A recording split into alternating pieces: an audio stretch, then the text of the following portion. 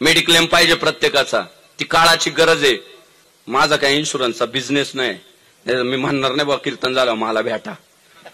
तुमच्या गावात भरपूर आहे, कंपन्यांची नावं मी सांगणार नाही.